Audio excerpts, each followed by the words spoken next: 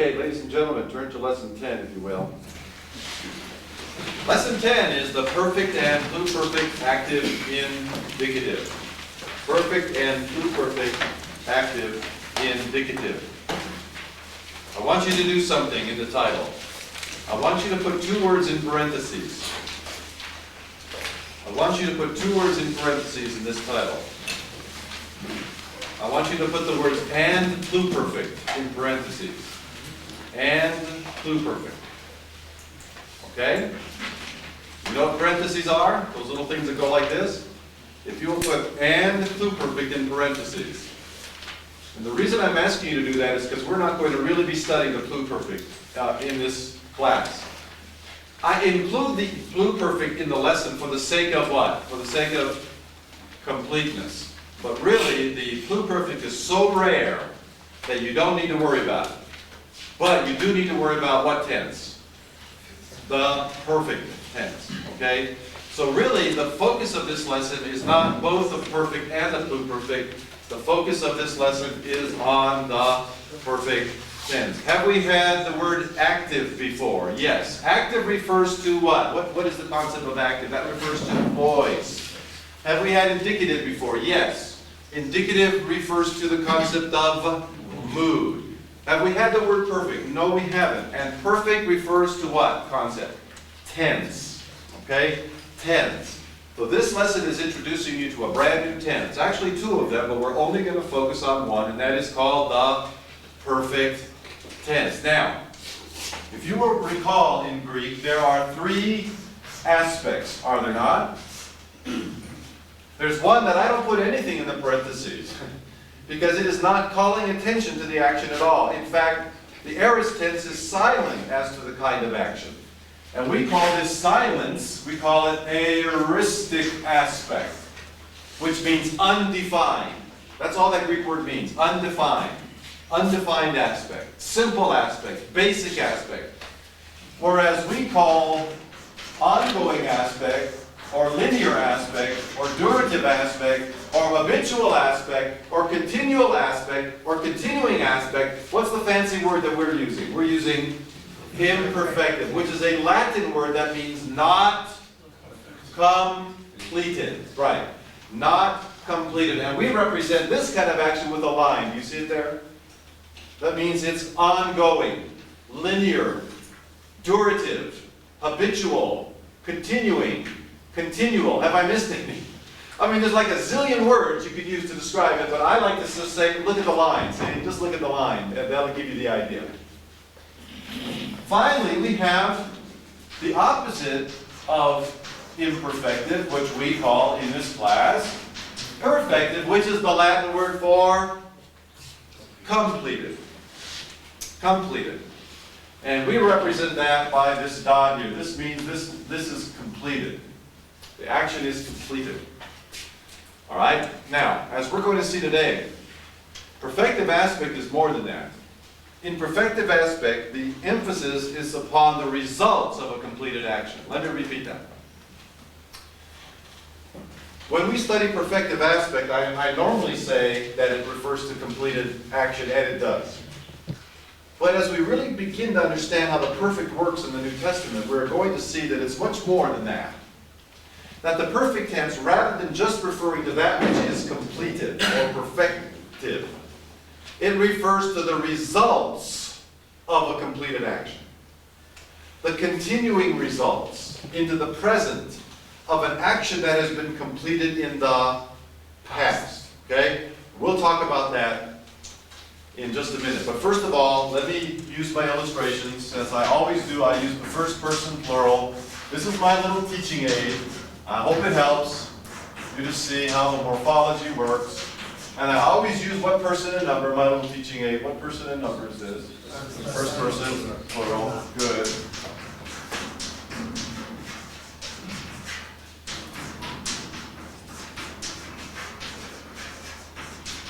And here we go. Please look at verb form number 1 and tell me how many morphemes it containeth.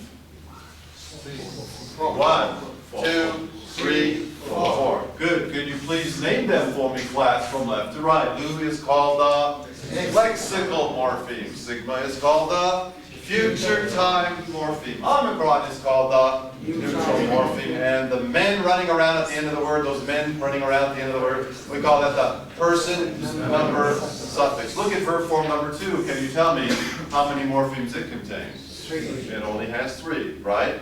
Which one is it missing? The future time morpheme. Please name the morphemes class for me from left to right. Lexical, neutral, person number. Okay? Now, what tense is lucimen? Future. What tense is luamen? Okay, so translate lucimen for me. We will loose. Or, of course, we will be loosing. That would be the other way of doing it. Please translate verb form number 2 for me. We loose. Or, because remember I told you, the aspect of lu is inherently imperfective. A better way of translating luomen is we are loosing. Remember that? Remember I told you that? Because lu is inherently imperfective, this root is inherently imperfective, a better way of translating luomen is we are loosing. Now watch this. Luomen. Take that concept and put it into what time? Take that concept and put it into what time? So if luomen means we are loosing, and luomen means we were loosing. Do you see how Greek works? Isn't it beautiful? You know, some people go to the Grand Canyon and they go, wow. And some people look at the atmosphere and they look at the stars and the cosmos and they go, wow. And some people look at animals, beautiful horses, and they go, wow. I look at this and I go, wow! Wow! This is so neat, this is so cool. I do, literally I do. I get as excited over this as I get excited over my horse that I ride 3 times a week back home. Okay, my thoroughbred racehorse. Yeah, he's a fast dude. I love him to death. He's beautiful. But listen, this is as beautiful. This is beautiful, isn't it? Because who made this? Who created the horse? Who created the universe? Who created you and me? And who created language, ladies and gentlemen? It's the same God. It's the same God. And how does He do everything? He does everything well. Doesn't He? And that's why I teach it this way. I'm sorry, I can't teach it any other way. I cannot just say, okay, now we're going to memorize La Luca, La Luca, La Luca, La Luca. I can't do that. I'm sorry. I cannot do that. Why? Because God made this language in a structure. A scientific structure. And to teach it any other way would not only be an inconvenience and a disservice to you, but I believe would be an insult to Almighty God, who made this language to work this way. All right. So forgive me, but I get excited sometimes. If luomen means we are loosing, now listen, this is how Greek says, luomen, we are loosing. Now listen, here's what Greek says. And luomen, can you hear it now? And luomen means we were loosing. See? And remember, language was intended not to be read, but to be what? Heard. So listen now, lucimen, luomen, and luomen, remember that? Lucimen, everything is by sound. Lucimen, luomen, and luomen. That's how it works. Now, what was this morpheme called here, lady? This is an extremely important morpheme. You must remember. Please tell me, please correctly tell me what it's called. It's awfully quiet. Aoristic aspect morpheme. Now, why did I call it that? Because in order to switch lu from this to this, I have to add this morpheme. Let me repeat that. Can you see this on the board? In order to transform lu from this to this, I have to add this. In other words, I am translating the verb from imperfective aspect to what aspect, ladies and gentlemen? To what aspect? Therefore, does it make any sense to you now that I call this the aoristic aspect morpheme? Yeah. It's like flipping that switch on the light up there. Boom. I have to flip a switch to go from we were loosing to what? Translate a lucimen. We loosed. Now can you hear this? You see the loosed in English? Loosed. The ed goes. And so, elusa. You see it? Elusa, man. Got it? Elusa. Yeah, that's how it kind of works. Listen now. Lusamen. Luamen. Eluamen. Elusamen. That's how it works, folks. It's not more difficult than that, and it's not any easier than that. That's just how it works.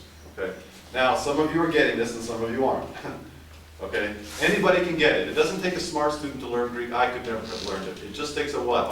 It takes two things: a hard-working student and a motivated student. And it's your job to do the hard work. It's my job to do the what? The motivation. Okay? And to encourage you and to help you to get over these speed bumps. All right. Now, name the tense. Let's play this little game. Name the tenses. Number 1. Number 2. Name the tense. Name the aspect. Imperfective, but name the tense. Imperfect. Can you hear the difference? This verb is in the imperfect tense. Name the tense. Aorist tense. Okay? So how many tenses have I learned thus far in this class? I've learned the future, haven't I? I've learned the present, haven't I? I've learned the imperfect tense, haven't I? And I've learned the... By the way, on your quizzes, I had to write over and over again on the parsing. So many of you were parsing for the tense. You were putting past. So you past. And I have to write, there is no such thing in Greek as a what? Past tense. You cannot ever parse past. If the verb is imperfect, you have to parse what in the tense slot? Imperfect. If it's aorist, you have to parse what? But you will never, ever put the word past. Now, I know what you're thinking. These verbs have something in common. Can you please tell me what these two verbs have in common? They both occur in past time. How do I know? Greek is telling me. Right? By the addition of what? The past time morpheme. What they do not have in common is what? Is verbal aspect. Verbal aspect. Verbal aspect. Verbal aspect. That's what this is. The imperfect tense expresses what kind of aspect? Imperfective. The aorist tense expresses what kind of aspect? Aoristic aspect. Okay, stop right there. This is all review, but you've got to understand this. You've got to grasp this. We have studied 4 tenses. The future, the present, imperfect, and aorist. You see how this works? Kind of sort of. Got to kind of sort of understand how this works. Now, this lesson is introducing you to one more verb. Right here. Now watch this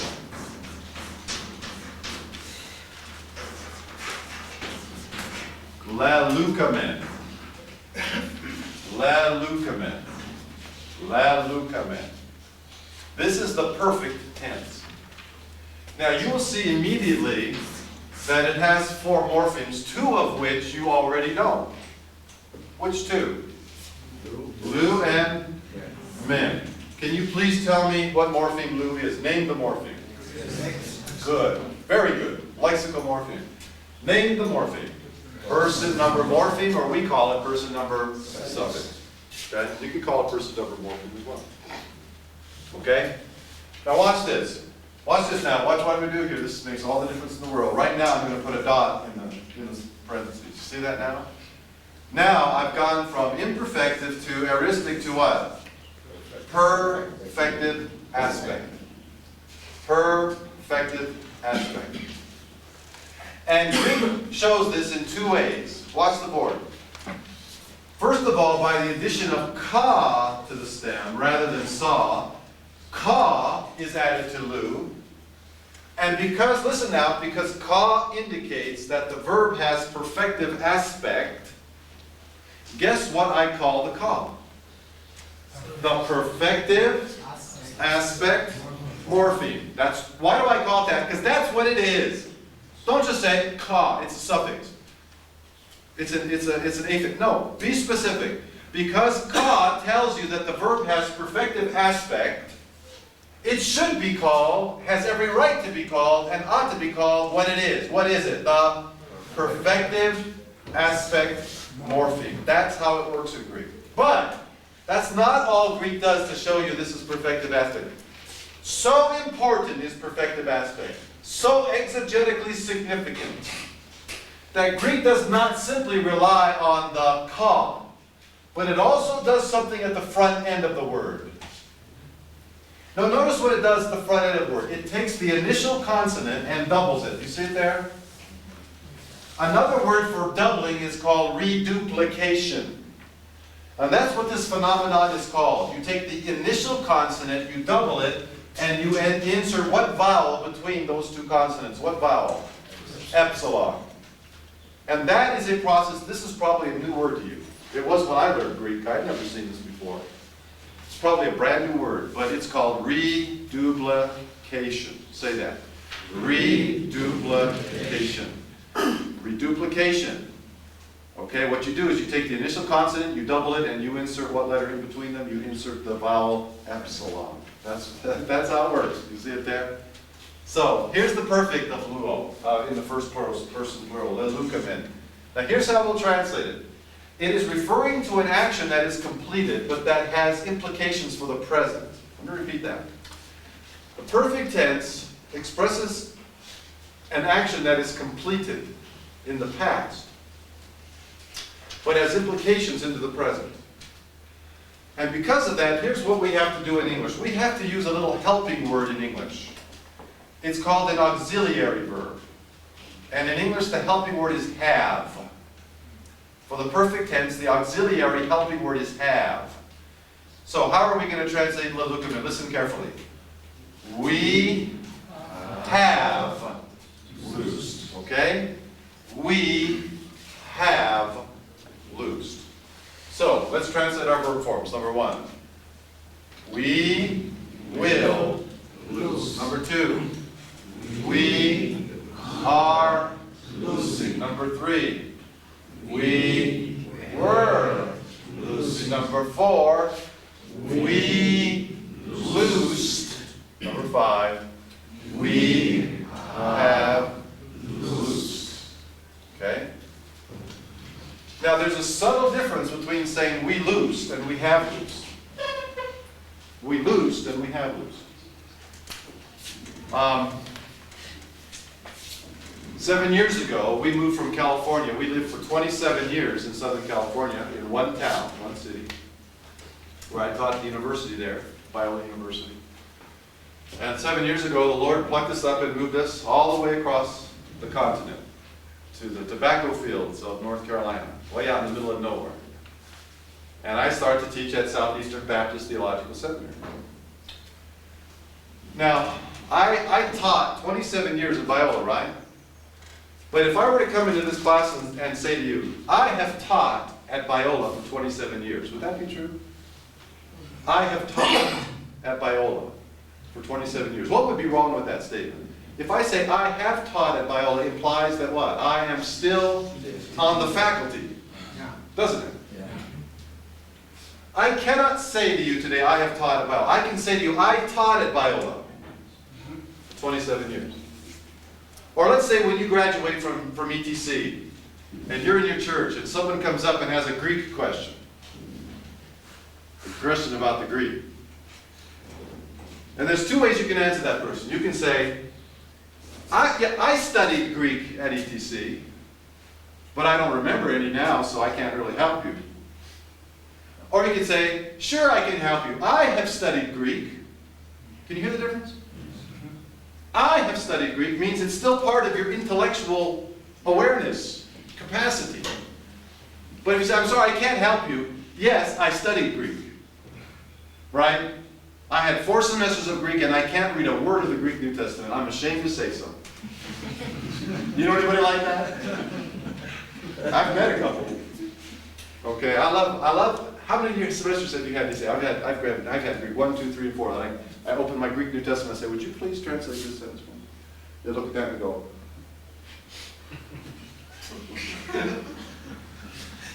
huh? It's still Greek to me. Make a good book title, wouldn't it? It's still Greek to me. Make a great book title. All right. Can you hear the difference? It's subtle, isn't it? We loosed and we have loosed. Say, we loosed and we have loosed. Well, that's the difference. It's a subtle difference, but it's a vitally important difference. Please look at the bottom of 67. Let's look at how to form the perfect blue ball. There it is, bottom of 67. It goes like this. Just listen as I say each word aloud. Leluka, lelukas, leluke, with or without the movable nu. Lelukamen, lelukate, lelukasi. Now notice the third singular of the third plural is an irregular form, right? Lelukasi. You just have to memorize it, okay? So here's what you'll be memorizing. Leluka, lelukas, leluke, lelukamen, lelukate, lelukasi. Bottom of the next page. There's a different perfect called the second perfect. There's a different perfect called the second perfect. And here's the first person plural example of that. Ke, gra, fa, ben. Now you can still tell that it's the perfect tense, but what letter is it lacking? It's lacking the kappa.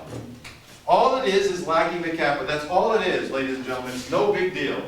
The second perfect lacks the kappa. So instead of having kappa alpha, all it has is alpha. But it also has at the beginning of the word, what is this process called again?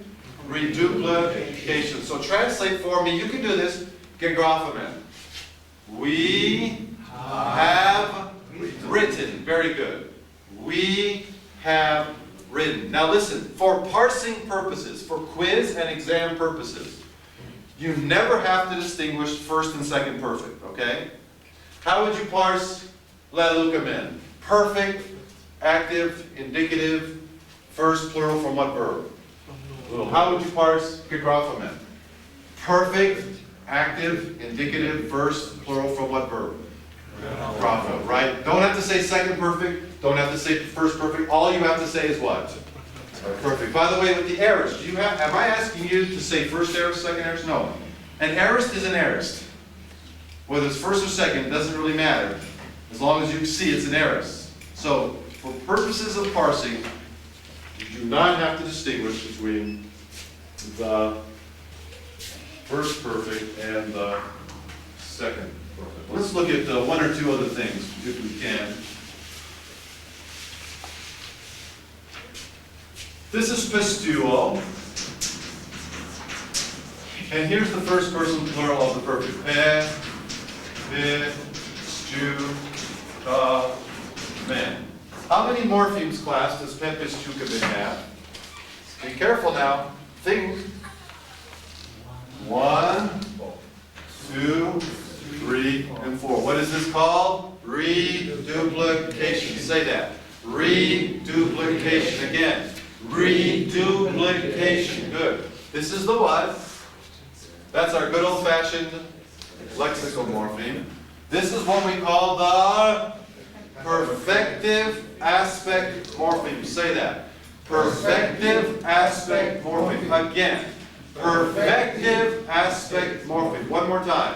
Perfective aspect morpheme. What do we call this particular suffix, ladies and gentlemen? Person, number, suffix. Raise your hand if you'd like to translate for me Pepis Chukaman. Who would like to? We have believed.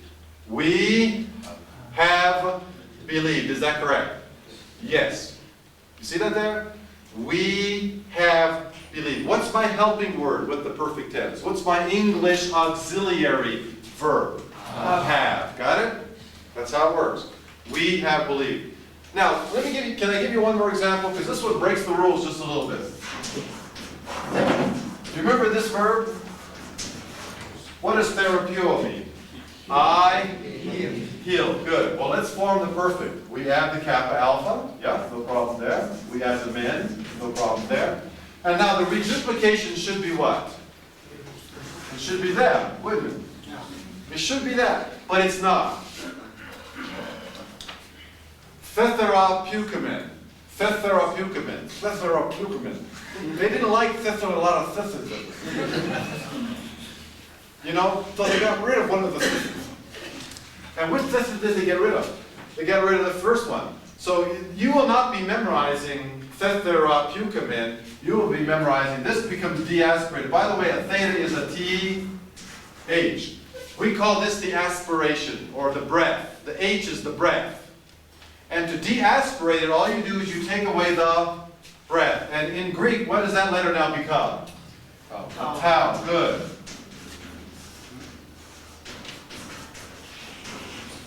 Now, let's translate tetherapukamen. Go. We have healed. Okay, by the way, there's a rule. By the way, there are phonological rules that work in the language. There's a reason why it went this way. And there was a German scholar named Grassmann, and he didn't invent these rules, he discovered them. You don't invent phonological rules, you just what? You just discover them. And here's what he discovered, that Greeks did not like to have two successive syllables beginning with aspirates. So one of them had to become what? Deaspirated. By the way, it's the same thing in English. Here's an English word. Well, I don't know if I should use this one or not, because you may not know it, but you may have heard it.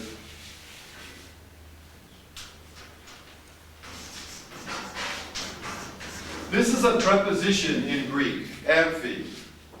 Okay? Amphi. See the PH? The fa, amphi. What's this? But have you ever heard of something like this? Yes. Now watch this. Here's how we say it in English. We don't say amphitheater, we say amphitheater. Have you ever heard that pronunciation? Amphitheater.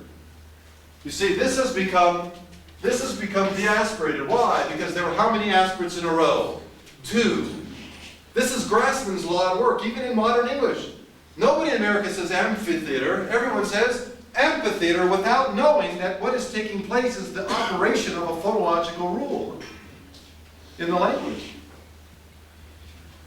And, I mean, these rules are all over the place. You know, like in, I don't know if you've had any Spanish, but here's the Latin word. Here's the English word. And here's the Spanish word. In other words, an initial SC is impossible to make in the mouth of a Spanish speaker. You can't do it. It's impossible. And so they add this little vowel here. This vowel doesn't have any meaning. It just makes it possible for them to say the word. So, scola in Latin, school, and escuela. We say Spain, but what do they say? España. España. Statum, in Latin, state, and estado. It's what linguists call a problem with an initial cluster. When you have an initial cluster of like an SP or an SC, some languages can't make that sound, so they have to add a little prosthetic vowel at the beginning. And so in America, we have a lot of Mexicans, we have a lot of Hispanics, and they try to learn English. They say, yes, I speak English. I speak English. I go to a school. I come from Spain. What they hear themselves saying is what? I speak English. I go to school. I'm from Spain. But when it comes out of their mouths, it's like this. I speak English. I go to a school. I come from Spain. Okay? By the way, this is called initial cluster reduction. It happens in all languages. In America, you teach a 2-year-old to say spoon. Do you know what a spoon is? You try to teach a 2-year-old in America to say spoon, they can't say it. You know how it comes out of their mouth? Poo. I guarantee it will come out poo. And you say, no honey, I just asked you to say spoon. She said, I just said poo. Right? Or we have a really hard word. It's an Italian word. It goes like this, spaghetti. And in the mouth of a 2-year-old, I guarantee it will come out pischetti. Pischetti. They can't say spaghetti until they get a little bit older. Now, why am I telling you all this? I'm simply saying this. In language, there are what? There are rules that work. Even the exceptions have rules. And if you're interested, I've written a book, or my Uncle Dave has written a book, called Linguistics for Students of New Testament Greek. It goes through all these different wonderful rules about language. And maybe we finally come back and teach an elective course sometime just on linguistics and Greek, the Greek of the New Testament, and look a little bit deeper as to how the language really works. And I would dare say you could sit down and you You could probably 3 or 4 hours lecture me on how these rules work in Amharic, right? Because there are, even the exceptions have what? Have rules. You and I might not know what they are, but there are rules at operation in the language. And these are called phonological rules. Would you just keep that in mind, please, as you go through this lesson? That sometimes the rules are broken, but there's often a good reason why those rules are broken. On page 70, I've given you the pluperfect of luo. Can you please tell me the perfect number suffixes? The person number suffixes for that verb. Can you see them there? What are the person number suffixes for the pluperfect? Nu. We're on the bottom of page 70. Bottom of 70. You see the pluperfect? What are the person number suffixes? Help me out here. Nu, sigma, none, men, te, san. See it there? See the san there? Do you remember I had asked you to memorize nu, sigma, none, men, te, nu, or san? Here's the san. This is where the san will occur. It will occur in what tense? Not the perfect, but the pluperfect tense. Okay? So as you read through the lesson, of course you're going to read everything. You'll read about the pluperfect, but ladies and gentlemen, to be completely honest with you, you don't need to worry about the pluperfect. It's so rare. The same thing is true of the future perfect.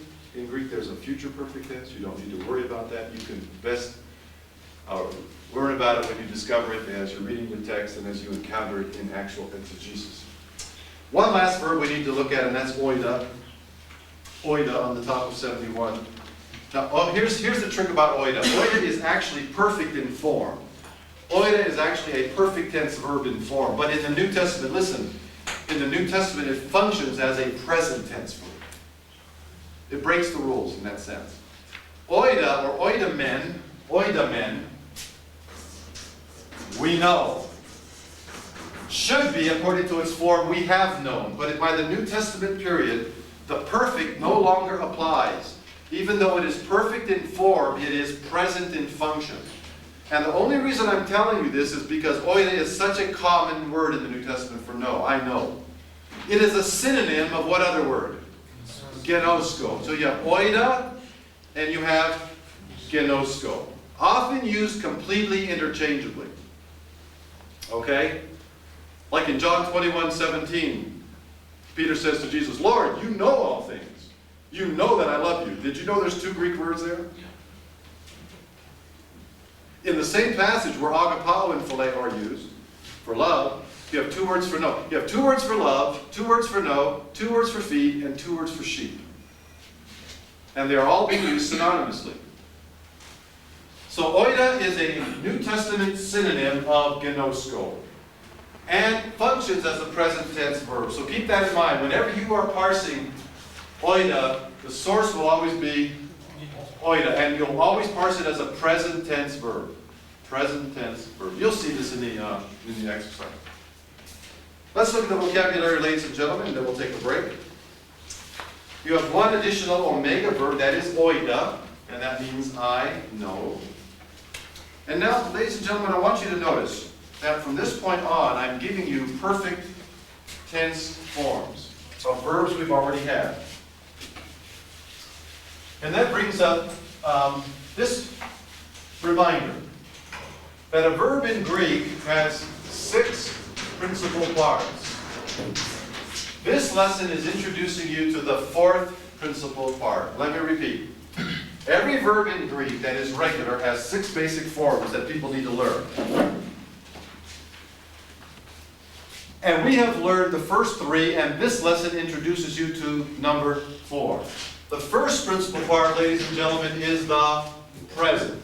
The second principal part, ladies and gentlemen, is the future. The third principal part is the aorist. Now watch this. This is the 4th principal part, the perfect. So up to this point, we will have learned 4 principal parts out of 6. Luo, luso, elusa, leluka. You see that there? Luo, luso, Alusa, laluka. By the way, it's not too early to begin memorizing your verbs this way, putting all the principal parts together. In chapter 3, you learned luo, luso. In chapter 7, you learned elusa. In chapter 10, you will learn leluka. Let me repeat. In chapter 3, you learned luo, luso. Remember that? In chapter 7, you learned elusa. In chapter 10, you are learning leluka. And now maybe it's time that on a little piece of paper that you started to put them all together. And if you do that, please write them this way. I would suggest you write them this way and keep the lexical morpheme together so that you can easily see the other morphemes. This is the way I learn my principal parts. This is the way I review my principal parts. Now watch this. This lesson is introducing you to the 4th principal parts of verbs. Okay? Now as we go through the vocabulary, would you be so kind as to tell me the source of these verbs? Let's see if you can identify the first principal part of these verbs. For example, the first one, hemarteka, I have sinned. Does anybody know the present tense? Hamar tano. Yeah? I sin, right? It's hamar tano. How about bebleka? I have thrown. Balo. Oh, how many lambdas in balo? 2. Balo has how many lambdas? 2. Remember that? How about egnoka? I have known comes from genosko. Good. Is that coming back to you? Good. You've had all these other verbs before. Hetoimaka from hetoi mazo. Hureka is from heurisco. Eskeka, echo, from echo. Tetherapuka is from therapuo. Ereka, I have said or I have spoken. What is I say or I speak? Yeah, you better write this one down or you'll forget it. Ereka is from Lego. Everybody write it down. Ereka is from Lego. Right here, Lego. Ereka is from Lego. What is leluka from? Luo. What is mematheka from? Manthano. What is heoreka from? Harao. Please write this one down. Source is harao. Everybody write that down. Heoreka is from harao. Heoreka is from harao. Please write it down or you will forget. Pistuka is from pistuo. Sesoka is from sozo. Akeka is from akuo. Gegrafa is from grafo. Ooh, pepatha. Yeah, what does I suffer? Pasco. Yes, pasco. Pepoitha. What is I trust in? Peitho. Peitho. I trust in is peitho. How about pepampha? I have sent is from? Good. From pempo. Good. From pempo. And then pefuga, I have fled is from? Fugo. Good. Fugo. Well, and then we have one additional conjunction, and that is hati, and that can either be translated that or because. That or because, depending upon the context. Depending upon the context. All right, any questions over what we have covered thus far about the perfect tense?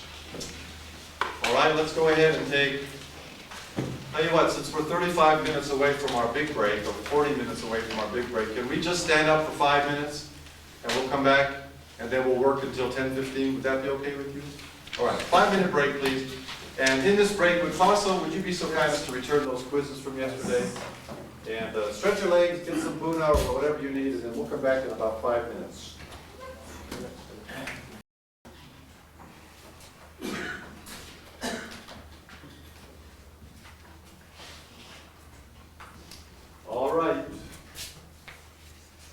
How'd you do? Okay? Was it that bad? Are you circling and underlining and all that kind of stuff? I notice a lot of you aren't doing that, but I would myself. I think it will help. All right, so we're in lesson 10. We're looking at these exercises here, and of course I'm going to circle afikomen because it's what part of speech? The verb. And of course tetelethea needs to be underlined twice because it is in the accusative case. Please translate ake ka amen. We have heard. Right. What have we heard? The truth. Parse for me, class. Ake ka amen. Ready? Begin. Perfect. Active. Indicative. First. Plural from what verb? Good. From akuo. The source is akuo. Any questions on number 1? Okay. Number 4, I have a verb. Tandulan is in the accusative. Kai is a conjunction. Pepamphlet is a verb. Altan is in what case? Accusative. Astein ekklesion comprises a what kind of a phrase? A prepositional phrase. Please translate for me lelukate. Go. You have loosed. Let's do the other verb. Pepamphate. Go. You have sent. Okay? All right, those are my 2 verbs. You have loosed. You have sent. Whom have you loosed? The servant. Okay? Whom did you send? Him. Where did you send him? Into the church. Let's do the whole sentence. It's not that hard. It's not that bad. Ready to begin. You have loosed the servant and have sent him into the church. You don't need to repeat the you here. But you can if you want to. You can say you have loosed the servant and you have sent him. That's fine. Or you can smooth it out a little and say what? You have loosed the servant and... No, don't reduce it just to send. Yes, please include the auxiliary so that we know this is not an aorist tense verb, but it is a perfect tense verb. Thank you. So that way I would do it is probably like this. You have loosed the servant and have sent him into the church. Let's do the parsing, please. Lelukate. Ready? Begin. Perfect, active, indicative, second, plural, luo. Pepamphate. Ready? Begin. Perfect, active, indicative, second, plural from pempo. Pempo, pemso, epemsa, pepamfa. Those are the first 4 principal parts. Luo, luso, elusa, leluka. Akuo, akuso, ekusa, akeka. I would start memorizing principal parts. I would. Akuo, akuso, ekusa, akeka. Luo, luso, alusa, leluka. Pempo, pemso, epemsa, pepamfa. You see, that takes a second perfect. See, there's no kappa in here. There's no kappa in there. So we call that what kind of a perfect? A second perfect. For purposes of parsing, do you have to tell me whether it's second perfect? No. No. Never. That's just perfect. So good thanks. Huper hemon is what kind of a phrase? Prepositional phrase. Etoin like that is a Altheos is in the Nominative Basileon is in the. Do you see how easy this is now? Really, don't make it harder on yourself than it really is. It really is quite simple. Etoin maken. He has prepared. Who has prepared? God has prepared. What has God prepared? Good. A kingdom. Not just kingdom. God has prepared a kingdom. Please pick up your prepositional phrase. For us. Now you can translate it that way. God has prepared a kingdom for us. Or us. thank you. You can retain the Greek word order, right? For us, of all people. God has prepared a kingdom. You see how unthinkable that is? For people like us, God has prepared a kingdom. So if you can retain the Greek word order, retain it. For us, God has prepared a kingdom. Please parse for me. He, toi, ma, ken. Go. Perfect. Active. Indicative. Epsilon nu. Third. Singular from what verb? He, toi, mazo. Second principal part. He, toi, maso. Third principal part. He, toi, ma, sa. Fourth is he, toi, ma, ka. Right? So it's irregular. And therefore, if the verb is irregular, all the more important to begin memorizing its principal parts. Now, in your vocabulary, to this point, you've had etoimazo. You've had etoimaso. You've had etoimasa. And now you're going to have etoimaka. My suggestion to you is rather than memorizing them all over the place, begin to put your principal parts together. And don't write them out horizontally. Like, don't write luo, comma, luso, comma, you know what I'm saying? Write it this way, right? And keep the lexical morpheme together. And then at a glance, you can see those other morphemes. See?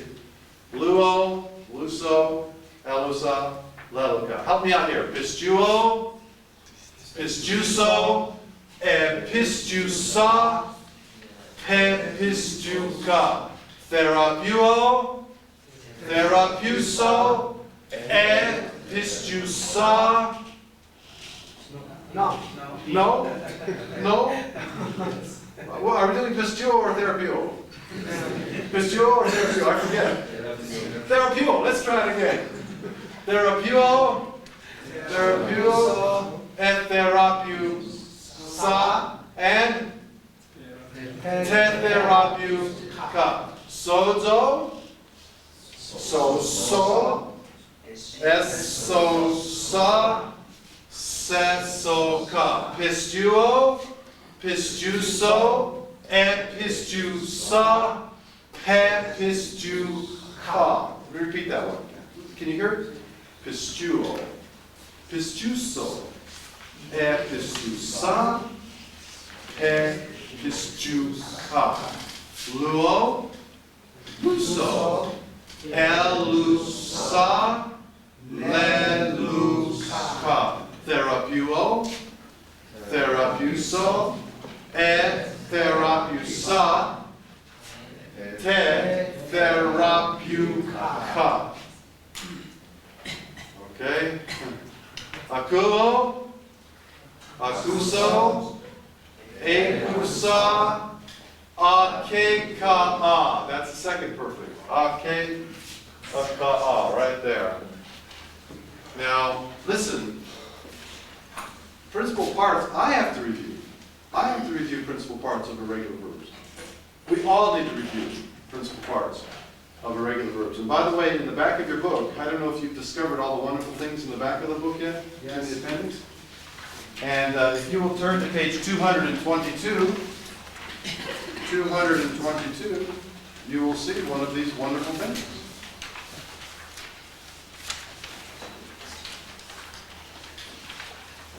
So there you have it. I have given you principal parts of the most important verbs in the New Testament. And so as you're compiling your cards, you might want to consult this as well. Okay? All right? Also, I don't know if you've discovered in the back of the book there's a chart. Okay? Some of you may not want to open it. Some of you may not want to look at it. Okay? It all depends. Are you all sitting down? Good. Good. You're all sitting down. You have lots of physical energy today. Good. No one feels faint. All right, then you can open it up. Because this is the entire Greek verb system. This is what you are in the process of learning right now. And, you know, I might suggest that you take it out and, like, put it on your mirror. Or if you have the top bunk, you know, and the ceiling, just put it on the ceiling there. And just meditate upon it day and night. And if you do that, you can master the Greek verb system. Oh, what are the assignments for next time? Let's go to the exercises. Let's go to the exercises. The exercises exercises are on page number 72. Page 72, and it says this, read the lesson how? Careful. Okay? Are you on page 72? Do you see it there? Learn by heart the paradigm of blue and the perfect active indicative. Okay, what page is that found on? Let's make sure we know. What page?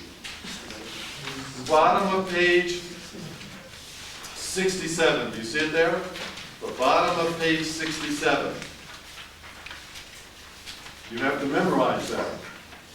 Okay, remember in this class, accent marks are always optional. Breathing marks are always, movable news are always optional. The movable new is always optional. Memorize the vocab, translate and parse those sentences, and that's how that will work. Okay, now the quiz will be when? On Monday, right? Quiz will be on Monday. And then, ladies and gentlemen, we'll have one more lesson to introduce, not a difficult lesson. It's not on the verb. One more lesson to go, and then after that, we'll take another review exam. Our second exam will cover lessons 7 through 11. Okay?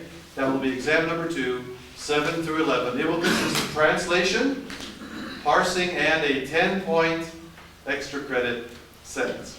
Okay? And then at the very end of next week, on Friday, we will have our final exam, and it will cover the last 2 chapters of this semester. Which ones are those? Chapters 12 and 13. Okay? So next week we have to cover up through chapter 13, and then we'll be done. First semester will be over. And you will have learned half of what you need to know to read your Greek New Testament with the minimal use of the lexicon. All right? So keep plugging ahead. And by the way, next Monday, we are going to start a study hall. I'm not sure what time it'll start. We'll ask you next week what's a good time to start. I'm thinking 1:30 or 2 for us to start. We'll probably meet right in this classroom. And I will stay here and just meet with you if you need any help working on the Greek, if we can help you with additional exercises, if you're having difficulty translating or parsing, we'll be here to give you some additional help at that point, okay? Starting next week. All right. So you know what the assignment is. Translate, parse, memorize the vocabulary, and memorize leluka, lelukas, leluke, lelukamen, lelukate, lelukasi. It's not that hard. It's not that bad. By the way, let me remind you about something. In this textbook, we have reduced memorization to an absolute minimum. You are memorizing far less, which means that when I ask you to memorize something, that means it's really important that you do. You can't say, well, I don't really need to memorize that. You need to memorize it, not just for quiz purposes, but you need to remember it. Anything I ask you to learn by heart, that is key, that is crucial to your understanding and retention of Greek. So make sure that you memorize it, and don't forget it. Don't forget it. Okay? Emi, esti, esmen, este, esi. Got it? Don't forget it. I know you memorized it one time, but don't think now it's over with. I don't have to remember it anymore. Unfortunately, the nature of this beast is everything is retroactive. Everything builds. Everything builds on each other. Okay. Let's bow in prayer. We'll be dismissed. For this day, Heavenly Father, and for your grace and your mercy and for your blood, we do give thanks to you, Lord. Lord, we can't do this without you. We are totally helpless and hopeless. And so, Father, once again, we bow our knee to you, humbly coming before you as supplicants, needy and unworthy, and to ask, Lord, for your grace and mercy in time of our need. For we know that you love us as a father loves his children. And Heavenly Father, we just come to you right now and ask that we would be obedient to you as your children. And that, Father, you would help us to do what we cannot accomplish in ourselves. Father, thank you for this class. You've sustained us now, Heavenly Father, through 2 weeks of a 6-week course. You have been faithful, and we thank you. And Father, I thank you for these students. They've answered with their faithfulness, with their fidelity, with their work, with their effort, with their discipline, with their time management, even with their finances, Lord. They've made a huge commitment. And Father, I pray that you would bless them for that, that you honor them for that. Now, Father, as we go our various ways this weekend to minister to your people, may they be edified as a result of what we do. May they come to know you personally as their Lord and Savior. And may they be rooted and grounded in the Word of God as they are produced into mature human beings that can honor you and serve you with their whole lives. Father, you just be good to us this weekend. We'll follow you hand in hand everywhere you lead us. In Jesus' name.